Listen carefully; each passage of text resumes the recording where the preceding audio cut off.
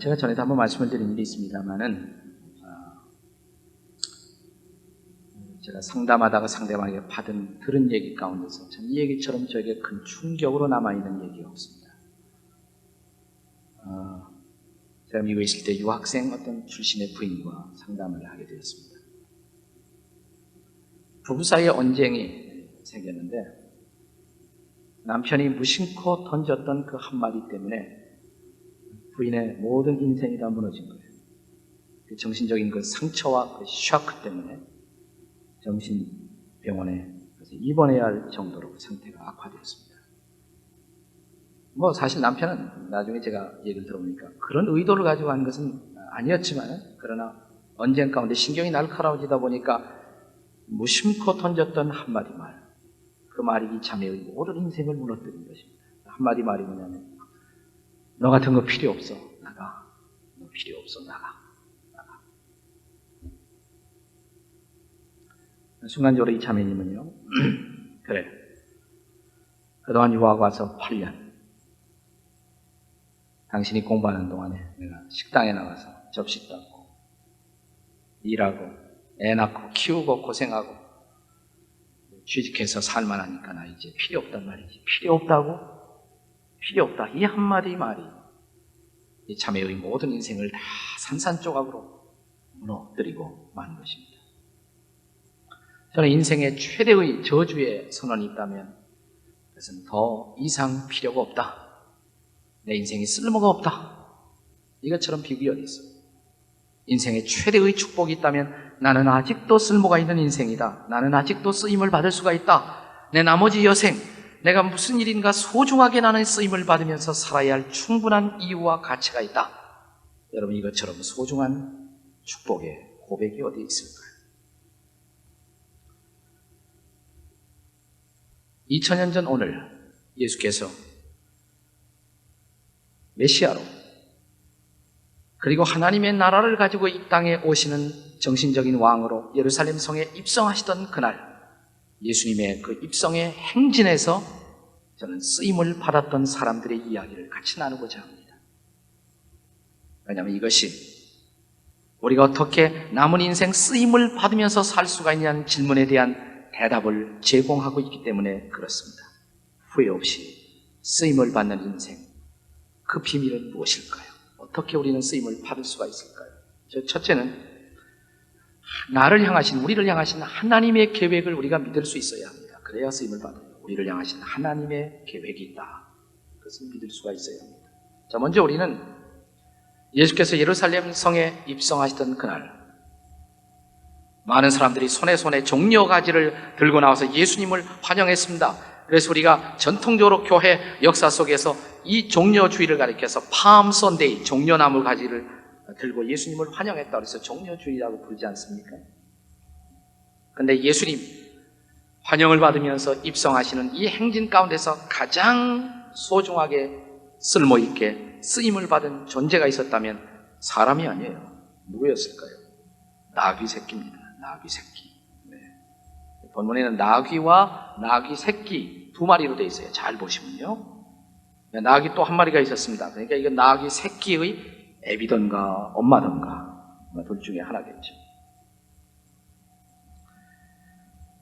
여러분, 보잘것없는 나귀, 어린 나귀 한 마리. 그러나 예수님을 자기 등에 태우고 예루살렘 성에 입성할 때, 그때는 때가 마침 또한 6월절이라는 명절이었습니다. 해마다 6월절이 되면 이스라엘 최대의 명절에 한 20리 반경 안에 있는 남자들은 의무적으로 다 와야 되고, 해외에서까지도 수많은 유대인들이 흩어졌던 디아스포라 유대인들이 예루살렘으로 모여듭니다. 한 200만쯤 아마 모였을 것입니다. 수많은 사람들이 인파를 이루고 있었을 것입니다. 그 중에 예수님을 등에 태우고 입성하는데 수많은 사람들이 소리를 칩니다. 호산나, 호산나, 호산나. 자, 이 환영받는 행렬 속에 예수님을 태우고 입성하던 나귀, 얼마나 신바람이 났을까요? 그 나귀가 얼마나 신이 났겠어요? 여러분 생각해 보십시오. 그런데 놀라운 사실 하나가 있습니다. 이 나귀 새끼가 이날 이렇게 쓰임을 받을 수 있도록 이미 오래전에 하나님에 의해서 결정됐다는 사실 아십니까? 그가 이날 입성하시는 예수님을 태우고 예루살렘 성에 이 어린 나귀가 입성할 것이다. 그것이 바로 그 사건이 일어나기 약 470년 전, 그러니까 BC 480년서부터 470년 사이 기록된 구약성경 스가랴서에 보면 스가랴 9장 9절에 이런 말씀이 기록되어 있습니다. 시온에 따라 크게 기뻐할지어다. 예루살렘에 따라 즐거이 부를지어다. 보라, 내 왕이 내게 임하나니 그는 공의로우시며 구원을 베풀며 겸손하여서 나귀를 타나니라. 이것이 470년 전에 이미 예언된 사건. 그 예언의 성취죠. 오늘 본문의 4절과 5절은 정확하게 그 하나님의 예언이 성취되었다는 사실을 선포합니다. 4절 다시 한번 읽어보겠습니다. 본문의 4절입니다. 다 같이 한번 읽어보겠어요. 4절 시작. 이는 선지자로 하신 말씀을 이루려 하심이라 일렀을 때. 네, 여기 선지자로 하신 말씀을 어떻게 해요? 이루려 하십니다. 예언의 성취다 이 말이죠. 예언의 성취다. 어떤 예언이요? 그 다음에 나오죠? 5절 다시 한번 읽겠습니다. 시작. 시온 딸에게 이르기를 네 왕이 내게 임하나니 그는 겸손하여 나귀 곧 멍에 매는 짐승의 새끼를 탔도다 하라 하였느니라. 이 사실이 470년 전에 예언되었어요. 본문은 정확하게 그 예언이 성취된 것을 증언합니다. 예언의 성취. 이 말을 쉽게 다른 말로 바꾸자면 그를 향한, 이 나귀 새끼를 향한 하나님의 계획이 하나님의 때에 성취되었다. 이 나귀는 태어나서 그 한 번 메시아를 태우고 입성하면서 그 많은 사람들 속에서 박수갈채를 받은 그 사실만으로도 그나마도 세상을 태어나서 사는 의미가 있다고 할 수가 있을 것입니다. 그런데 사랑하신 여러분, 나귀 새끼 한 마리도 하나님이 그를 쓰실 계획이 있었다면 여러분과 저를 향한 인생의 계획 없었을까요? 하나님이 우리 인생을 쓰실 계획을 세우지 않으셨을까요? 만물의 영장, 하나님의 형상대로 지음을 받은 인생, 이 인생이 너무 소중해서 우리를 죄와 사망에서 건져내기 위해서 이 땅에 오시사 우리 죄를 짊어지고 십자가에서 죽으신 예수 그리스도의 그 사랑과 애정의 대상이 여러분과 저라면 여러분과 저를 향한 인생의 계획 하나님이 없겠어요? 그냥 시시하다가 살다가 죽어버리고 마는 것이 인생일까요?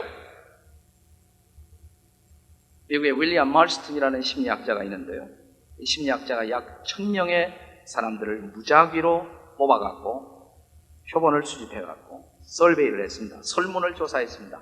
그 설문의 가장 중요한 내용은 뭐냐면 당신은 왜 사는지, 이 땅에서 왜 살고 있는지 그 인생의 목적을 분명히 알고 있습니까? 라는 질문이었습니다. 이 질문 앞에 얼마나 많은 사람들이 네, 나는 이런 목적 때문에 살고 있습니다. 나는 왜 사는지 그 이유를 분명히 알고 있습니다. 라고 대답할 수 있었던 사람들이 몇 퍼센트인 줄 아세요? 6%가 조금 안 된대요. 6%. 그 얘기는 바꿔 말하면 94%나 되는 대부분의 사람들은 인생을 그냥 사는 거예요. 그냥 날마다 사는 거예요. 의미가 없어요. 목적이 없어요. 왜 살고 있는지, 내가 오늘 무엇 때문에 여기에 존재하고 살고 있는지 그 이유를 몰라요. 인생의 목적이 없어요. 그것을 위해서 내 생애를 드리고 나머지 인생을 드리고 내 삶을 바칠 수 있는 분명한 목적, 그 sense of mission, 그 분명한 소명감이 없는 인생을 사람들이 대부분 살아가고 있다는 사실입니다. 신은 죽었다고 외친 불행한 철학자 니체는 그 인생의 말기에 낙서처럼 휘갈긴 메모지에 이런 말을 남겼습니다. 내가 왜 사느냐를 알 수만 있다면 나는 어떤 고통도 견딜 수가 있다. 내가 왜 사느냐, why, 내가 무엇 때문에 인생을 살고 있느냐, 내가 그 사실만 알 수 있다면 나는 어떤 고통도 견딜 수가 있다. 어떤 시련도, 어떤 고통도, 어떤 어려움도 견딜 수가 있다. 만약 내가 왜 사느냐 이것만 알 수가 있다면. 그런데 그 대답을 발견하지 못한 거예요. 그래서 그는 미쳐갑니다. 그래서 그는 광인으로서 미친 사람으로 인생을 끝날 수밖에 없었던 것입니다.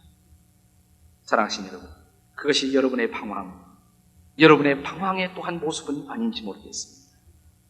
그러나 사랑하신 여러분, 우리가 예수 믿고 예수님을 영접하여 하나님의 자녀가 되었다면 성경은 이렇게 가르칩니다.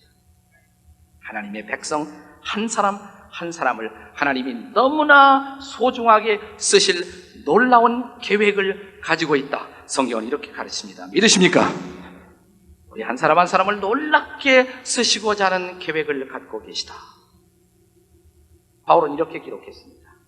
하나님의 집에는 여러 가지 그릇이 있다. 우리를 가리켜서 말하는 것은 금그릇도 있고 은그릇도 있고 나무 그릇도 있고 실그릇도 있다. 큰 그릇도 있고 적은 그릇도 있다.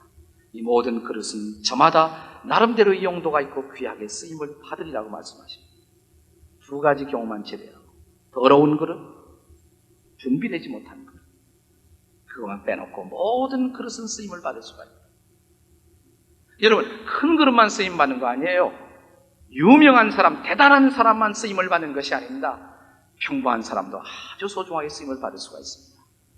저희 집에도 좀 가끔 선물로 받은 괜찮은 그릇이 있는데 가만히 보면 그런 그릇은 1년에 한두 번 쓰일까 말까.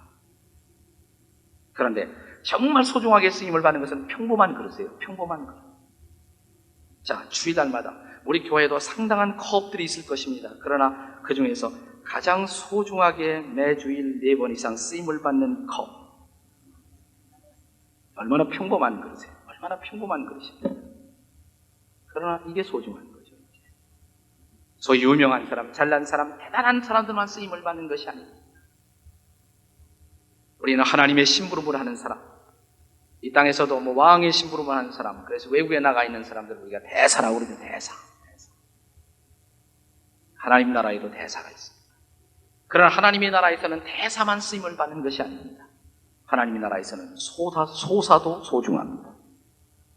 제가 어렸을 때는 소사라는 낱말 많이 썼는데요. 초등학교, 국민학교에 다닐 때는 소사도 많이 있는데 요즘 안 쓰더라고요, 그런 말을. 근데 하나님 나라에서는 소사도 소중. 하나님 나라에서 특별한 일을 하는 사람들, 특사도 있습니다, 특사. 급한 일을 하는 사람, 급사도 있어요, 급사도. 네. 근데 이런 사람들이 소중해요. 이런 사람들이 더 평범해 보이지만 귀하고 아름답게 쓰임을 받을 수가 있는 것입니다. 어린 나귀 새끼도 쓰임을 받을 수가 있었다. 사랑하신 여러분, 여러분과 저를 향한 하나님의 계획이 없겠어요? 문제는 그 계획을 신뢰하지 못해요. 내 인생을 향한 하나님의 놀라우신 계획이 있다. 부족한 대로, 못난 대로, 그리고 내 좌절과 내 문제를 안고 있는 사람이지만 그러나 내 모습 그대로 나는 하나님의 복음을 가지고 하나님의 사랑을 가지고 이 땅에서 귀하게 쓰임을 받을 수가 있다. 믿으시기 바랍니다. 이런 사람들이 쓰임을 받아요. 이런 사람들. 하나님의 계획을 믿고 있는 사람. 두 번째로 쓰임을 받으려면 예수 그리스도의 주권을 인정해야 합니다. 예수님의 주권을 인정해야 합니다. 자, 본문은 이렇게 시작되죠. 1절에 보시면 저희가 예루살렘에 가까이 와서 감람산 벳박에 이르렀을 때 예수께서 두 제자를 보내시며 이르시되 너희 맞은편 마을로 가라. 곧 매인 나귀와 나귀 새끼가 함께 있는 것을 보리니 풀어 내게로 끌고 오라. 예수님이 지금 여리고에서 예루살렘으로 오는 그 길을 따라 올라오시다가 등선을 넘어서 예루살렘 시내로 이렇게 넘어오십니다. 예수님이 지금 제 아들을 보내고 있는 벳박이라는 마을은 거기서 조금 떨어진 곳이에요. 잘 보이지 않는 곳이에요. 근데 예수께서 이렇게 말씀하십니다. 제가 둘을 보내면서 야, 저 마을에 가면 거기에 나귀와 나귀 새끼가 있을 것이다. 어떻게 하셨을까요? 어떻게 하셨을까요? 거기 나귀와 나귀 새끼가 있다는 사실 잊어버리지 마십시오. 그는 하나님이십니다. 믿으십니까?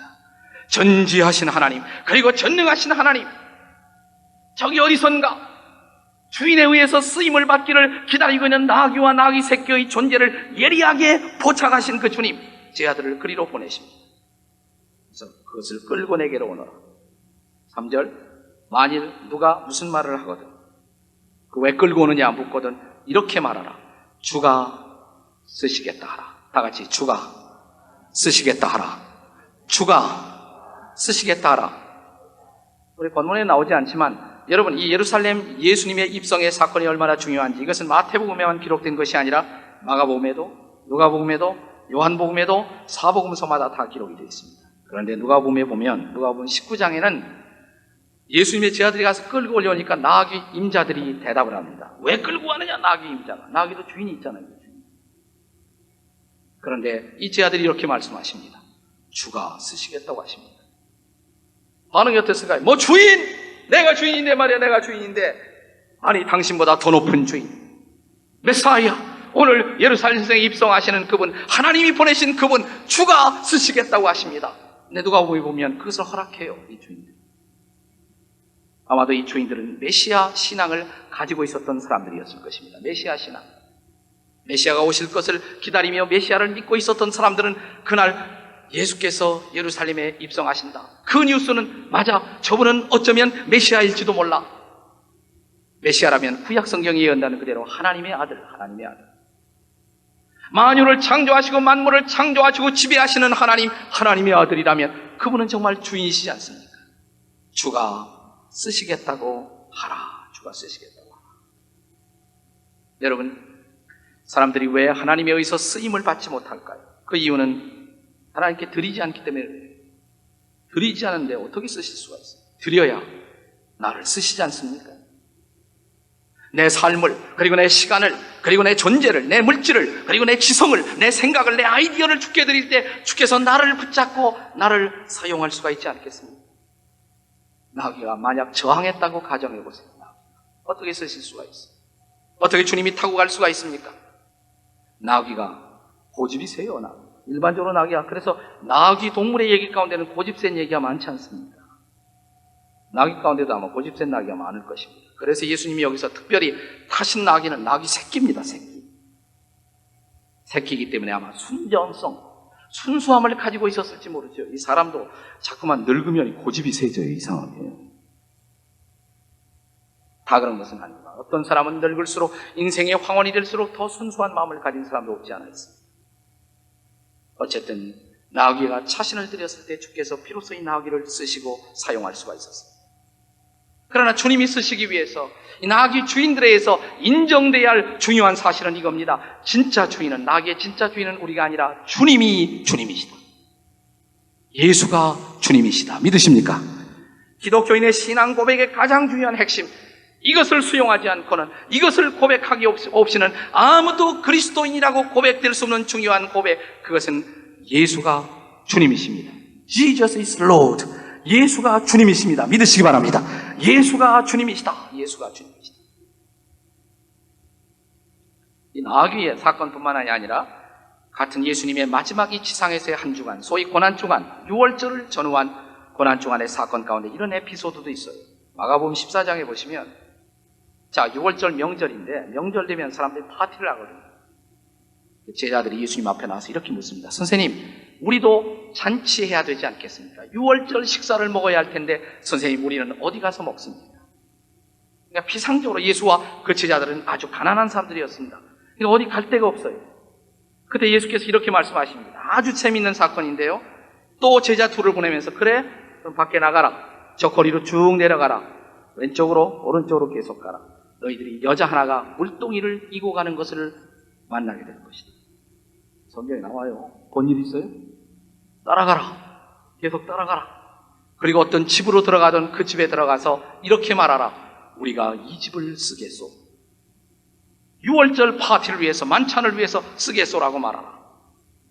예수가 누구예요? 예수가 도대체 누굽니까? 예수, 그분은 도대체 누구길래 이 나귀 새끼를 향해서 주가 쓰시겠다 하라.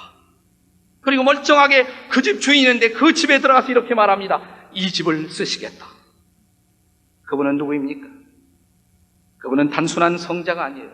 단순히 존경을 받아야 할 교사가 아닙니다. 그분은 주님이십니다. 우리가 기도할 때 종종 우리가 주여 주여 하죠. 이 말이 너무 정교화된 나머지 때때로는 실감이 나지 않아요. 실감 나지 않거든 이렇게 바꾸어서 고백해 보시기 바랍니다. 기도할 때 주인님, 그가 주인이십니다. 만물을 창조하신 주인, 그리고 만물을 다스리고 섭리하시는 주님, 내 인생을 다스리고 섭리하시는 나의 주인, 내가 가진 모든 소유권에 그가 주님 되심을 주장하는 바로 그분, 영어로는 로드십이라고 말합니다. 그리스도의 주권, 예수가 주님이십니다. 예수가 주님이십니다.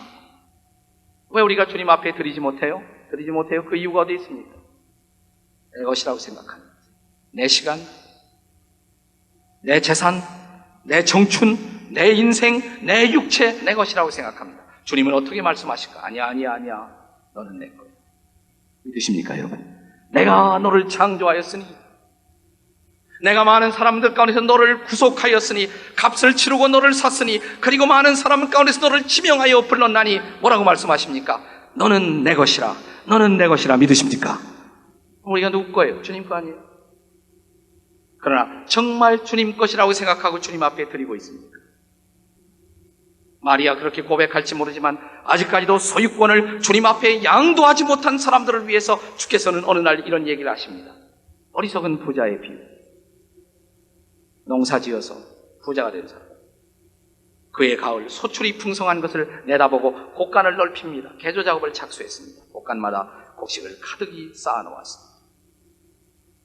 야, 내 물건, 내 곡식을 내 곡간에 쌓아두고 내가 좀 평안히 먹고 마시자. 무슨 단어가 제일 많이 나와요? 네? 내가, 내 것, 내 물건, 내 곡간, 내 곡식. 심지어 이렇게 말합니다. 내가 내 영혼에게 이르기를, 목숨도 자기 거라고 말. 그날 밤 이 부자를 찾아오신 주님 어떻게 말씀한 줄 아십니까? 어리석은 자여, 오늘 밤에 내 영혼을 찾아가리. 내 거라고 주장하는 내 목숨, 내 생명을 내가 가져가리니, 내 것이라고 주장하는 것이 누구 거예요? 누구 거예요? 이것이 바로 그리스도의 주권의 문제예요. 누구 것인가? 정말 누구 것인가? 내 것이라고 주장하는 것이 누구 것입니까? 수년 전에 세상을 떠난 착고하신 유명한 기독교 철학자 프란시스 쉐이퍼 박사는 그래서 이런 유명한 말을 남겼습니다. 오늘 이 시대에 기독교인들을 혼란하게 하는 가장 무서운 이단, 그것은 여호와의 증인이 아니다. 그것은 안식교도 아니다. 가장 무서운 이단의 정체는 뭐냐? 그것은 세속적 휴머니즘이다. 세큘러 휴머니즘. 이 세속적 휴머니즘의 정체는 뭡니까? 인생의 주인은 나다. 내가 인생의 주인이다. 얼마나 많은 지식인들이 오늘 이 세속적 휴머니즘의 세례를 받고 있어요. 인생의 주인은 나일까요? 아니요! 하나님이십니다. 그가 주인이십니다. 예수가 주님이십니다. 우리가 참으로 예수를 주님으로 인정하고 그리스도의 주권을 인정하고 주님 앞에 나를 드릴 수 있대, 그때부터 하나님의 쓰심의 드라마는 시작될 줄로 믿습니다. 예수 그리스도의 주권을 인정하시기 바랍니다. 우리가 정말 쓰임받은 인생을 살려면 세 번째로 할 수 있는 최선을 다해 헌신해야 합니다. 할 수 있는 최선을 다해 헌신해야 합니다. 자, 나귀 주인의 헌신을 생각해 보세요. 쉽지 않은 헌신이었을 거예요. 자, 나귀와 그 새끼를 함께 드렸습니다. 아마도 나귀와 그 새끼는 그 나귀 주인 임자에게 있어서는 그의 전 재산이었을지도 모릅니다. 그러나 주님이란 말 한마디에, 주님, The Lord, 평범한 주인이 아니에요. 진정한 주인, 참된 주인, 궁극적인 주인, 인생의 궁극적인 주인, The Lord, 바로 그 주님, 그 주께서 쓰시겠다고 하라. 이 말 앞에 다 바쳤어. 나귀와 그 새끼를 바쳤습니다. 그냥 이미 말씀드렸지만, 그러나 동물이었던 나귀의 헌신도 우리는 평가를 해줘야 합니다. 고집 부리고 안 가겠다고 했으면 어떡하겠어요? 이상한 사람들이 와서 가자고 그러는데 끌려갔거든요. 우리는 때때로 나귀의 헌신 앞에 부끄러워야 할 필요가 있습니다. 이사야 1장 3절에 보시면 타락한 이스라엘 백성, 하나님의 백성이라고 하면서도 형편없이 타락해버린 이스라엘 백성들의 모습을 고발할 때 이사야 선지자는 이런 말씀을 했어요. 소는 그 임자를 알고 나귀는 그 주인을 알걸만은 나의 백성은 알지 못하는도다. 다같이 소는 그 주인을 알고 나귀는 그 임자를 알건만 나의 백성은 알지 못하는도다. 소도 주인을 알아요. 나귀도 주인을 알아요. 그러나 인생, 하나님의 영광을 위해서 창조함을 받은 인생들만은 누가 우리의 삶의 주인인가를 몰라요. 심지어는 하나님의 백성들조차 때때로 착각합니다. 내 것이라고 생각합니다. 착각합니다. 내 물건, 내 인생, 내 시간, 내 재산이라고 착각하는 거예요. 주께서 말씀하십니다. 주께서 쓰시겠다. 그분이 주인이십니다. 그러나 이 헌신은 예수께서 예루살렘 성에 입성하시는 장면에 있어서 또 다른 헌신자들을 포함하고 있었습니다. 많은 무리들의 모습 속에서도 헌신한 참 아름다운 사람들이 끼어 있었습니다. 8절을 읽어보세요. 8절 다 같이. 본문의 8절입니다. 다 같이 시작. 무리의 대부분은 그 겉옷을 길에 펴며 다른 이는 나뭇가지를 베어 길에 펴고. 그 자리에 있었던 많은 무리들, 메시아가 입성하신다, 왕이 오신다. 어떻게 했습니까? 그 중에 많은 사람들은 겉옷을 펴서 길에 폈습니다. 이것은 아마도 가난한 그 당시 민중들의 최선이었을 것입니다. 우리가 할 수 있는 것이 뭐냐? 주님은 할 수 없는 것을 요구하지 않아요. 할 수 있는 것, 내 겉옷이라도 펴서 그분 앞에 드려야지. 겉옷을 펼쳐서 왕이신 그분이 오시는 길에 그 겉옷을 펼쳐드렸던 이 많은 가난한 무리들의 헌신, 그러나 얼마나 아름다운 헌신이었습니까? 또 어떤 사람들은 나무가지를 베어서 그걸로 주님을 환영했습니다. 저는 나무가지도 길에서 아무거나 딸 수 있는 거라고 생각하지는 않아요.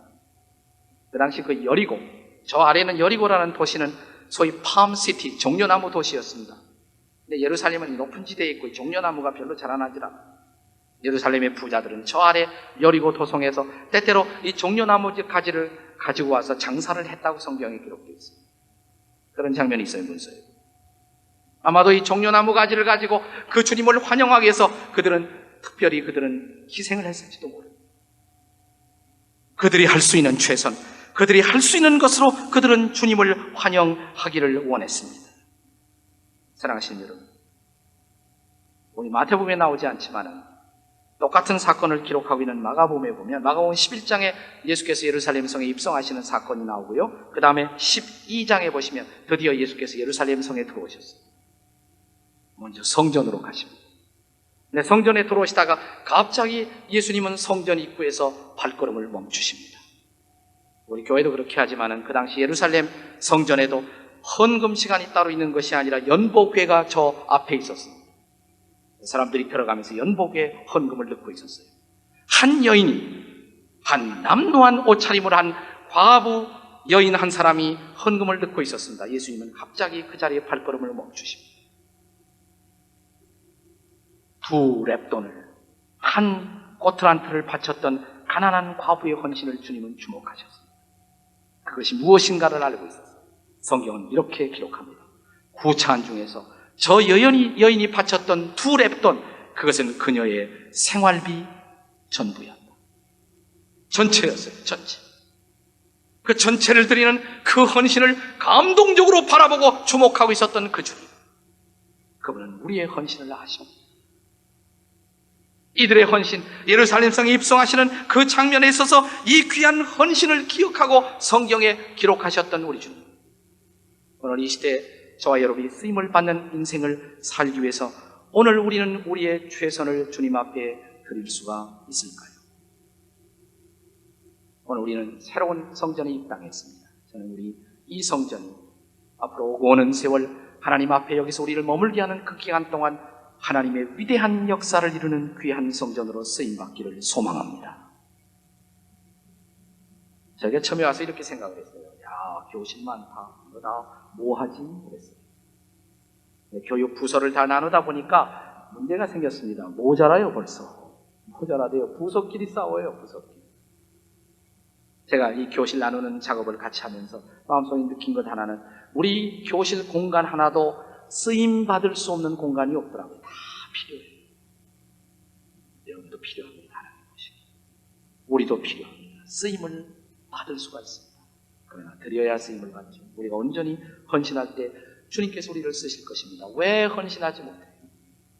사람 조금 있다가 인생 사는 것이 너무 바빠서, 아니 어떤 사람들은 아니 내가 좀 시간이 있어야 헌신하지 하나님. 제가 늘 생각나는 얘기가 있습니다.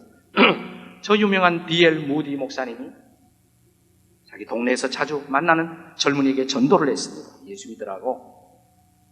이 목사님, 솔직히 말해서 저는 지금은 인생을 엔조이하고 싶어요. 전도를 받아들이지 않는 거예요. 그러면서 제가 나중에 늙어서 죽을 때가 되면 믿지. 자네 그때 믿을 수 있다는 보장이 있나? 그러니까 아니 목사님, 성경에 보면 십자가상에서 한 강도가 죽기 직전에 믿었는데요. 이런 것을 아는 것이 화다, 이렇게 말합니다. 그러다가 이 청년이 어느 날 병원에 입원했다는 소식을 듣습니다. 무디 목사님이 재미나는 아이디어가 하나 생각났어요. 그래서 병원에 입원한 이 청년에게 꽃다발을 하나 보냈습니다. 근데 꽃다발이 다 시드른 꽃다발, 너덜너덜한 시드란 꽃다발을 일부러 의도적으로 보냈어요. 이 청년이 조금은 화가 났습니다. 이거 뭐 사람을 어떻게 하는 거야? 그리고 며칠 후에 찾아갔어요. 잘 있느냐고. 목사님, 근데 왜 꽃다발을 보내려면 다 시든 것을 보내십니까? 자네도 기분이 안 좋았지? 하나님인들 기분이 좋겠는가? 자네 인생 다 낭비하고 탕진하고 말이야, 마지막 바치는 그거 하나님이 기뻐할까? 싱싱한 정열, 아직도 할 수 있는 가능성을 가진 내 인생의 계절에 내 시간과 내 삶을 전능하신 하나님과 그리스도의 영광을 위하여서 바쳐 쓰임을 받을 수가 있다는 사실이 얼마나 축복이고 감격일까요? 제가 좋아하는 얘기 하나 하고 마치기 바랍니다. 엘리자베스 1세, 유명한 퀸 엘리자베스가 어느 날 자기 주변 사람들을 데리고 민정시찰을 나갔습니다. 날이 맑았습니다. 아침에 나가서 조금 있다 보니까 갑자기 폭우가 쏟아져요. 어떤 농가로 그 비를 피해 들어갔습니다. 비가 그치잖아요. 그래서 그 농가 주인에게, 농부에게 죄송하지만 우산 좀 빌려줄 수가 있습니까? 뭐 저기 있으니까 하나 가져가시오. 그래서 허름한 우산 하나 집어줘서 그거 가지고 그 비서관들이 아마 여왕님에게 이렇게 바쳐드리고 떠났습니다. 그가 누구인지 몰랐던 이 농부, 그러나 그 농부에게 이 귀부인이라고 보여지는 분은 감사합니다. 인사하고 떠납니다. 며칠 후에 카드 한 장이 왔대요. 카드 한 장. 며칠 전 길에서 비를 만나 피했을 때 친절을 보여주시고 우산까지 빌려주신 것 너무나 감사합니다. 퀸 엘리자베스 사인. 얼마나 놀랐을까요? 그럴 줄 알았더라면 내가 가진 최선의 좋은 것으로 그분을 모셔야만 했었습니다. 왕 중의 왕, 나의 하나님, 내 인생의 창조자, 내가 인생을 살고 마지막 그분 앞에 서야 할 내 영혼을 받으실 나의 주인 되신 하나님, 여러분 그분 앞에 어떻게 사시겠습니까? 나머지 인생. 저는 새성전에 입당하면서 제가 기도하는 가운데 계속 그 음성이 들려와요. 내 민족을 위로하고 치료하라. 이 고통의 시대에 우리 고통받고 있는 백성들을 위로하고 치료할 수 있는 성전으로 이 성전이 쓰임받기를 소망합니다. 그리고 세계를 가슴에 품고 세계의 복음을 전하는 위대한 선교의 자리로 쓰임받기를 기대합니다. 그러나 동시에 중요한 것은 이 성전이 중요한 것이 아니에요. 이 성전 안에 드나드는 여러분들, 교회를 만들고 있는 지체인 여러분과 저가 구체적으로 헌신하지 못한다면 하나님이 우리를 어떻게 쓰실까요? 내 인생 다 살고 주 앞에 섰을 때 하나님 후회 없이 살았습니다. 주님, 저 같은 사람 써주시니 감사합니다. 이 후회 없는 인생의 열매를 마지막 주님 앞에 드리기 위하여 할 수 있는 최선이 무엇일까요? 주님, 이 최선을 드립니다. 이 최선으로 하나님의 교회를 그리고 하나님의 꿈을 이루어가는 저와 여러분이 되시기를 주의 이름으로 축원합니다. 아멘. 다 일어나시기 바랍니다. 함께 기도하시겠습니다.